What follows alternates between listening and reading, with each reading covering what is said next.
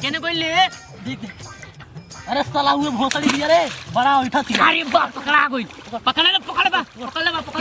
केने बोल देख केने उठा थी जा कटोल गई। अरे उहे भी रे साला उहे भी उहे पर कमर लौकाता होते होते देख होते होते झांटी के लग गए झांकी के लगे देख होते होते सारा होते होते झांटी के लगे जा ये तो भाग गई। बात सारा निकामा बाड़ा सोनी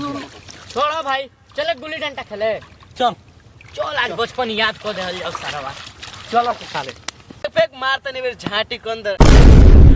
सॉरी झांकी के अंदर आओ रे हम बड़ बानी पहले हम खेले ना ना हम माजिल बानी पहले हम खेले भाग सारा कोई हम खेले क्यों ना खेली जे माझिल बा उ खेली का साला मार देलोस गेना से आज एकर गेना के खेलो लेकरी गाड़ी में डालो तनी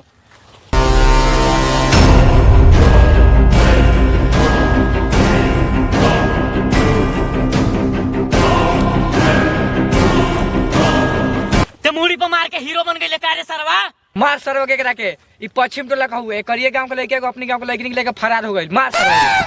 रे साला वो हमरे गांव के उ लेके भाग गल तमे हमार का दोस्त बारे तोर दोस्त लेके हमनी के दोस्त बा आज तो के काटेम के चल। अरे सरवा हमनी कौन गलती बारे मार सारे मार अबे केस गली तो मार मार मार यार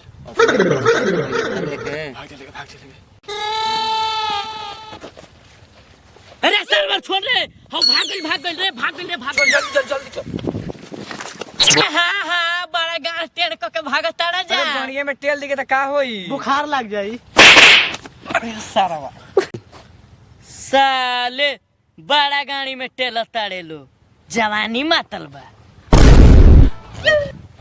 ए भैया भागत थोड़े रहनी हो एक्सरसाइज करत रहनी हो बड़ा भागत रहले हो भैया एगो बात कही हैं बुरा ना मानो तो कही कह भैया काहे ना आवा रंगदारी करता रहो बुझा जाई। अरे साला का कहता बताऊं तू निकाल के पलांग का कइला सुन चलो गुल्ली डंडा तब खेल लो चलो निपटा लो चलो निपटा ले जाओ बाबू रे सरवा सुन दोनों में कप्तान कौन बारे ए हट छाती पे चलो लुटाओ टास का रही तेल रही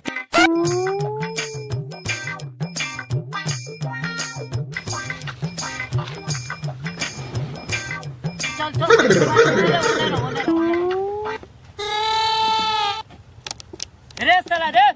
देखला एक दो को लाई देखलो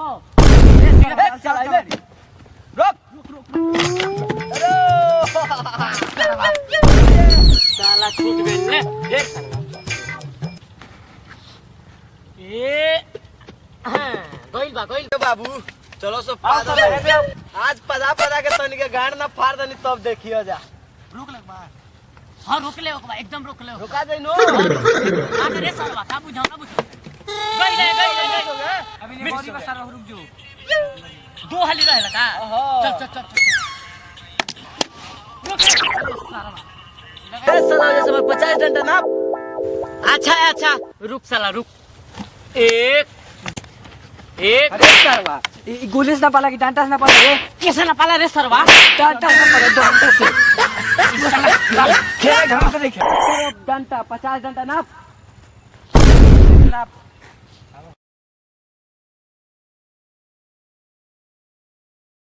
12 15 25 35 अरे साला ई कौन गिनती हो रे साला अनपढ़ के छाट मार गिनती हो हमनी के स्कूल में लइका एहिंगा पढ़ेलो सो 1 12 15 17 85 88 90 100 आगे हेके मारे के आ उ बीचे में आई नो ओहू के मार लाई चलो अरे साला ढेर हेके बन ले काय मार ले रे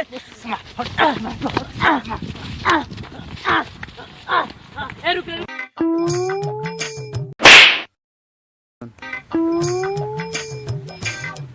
भैया हो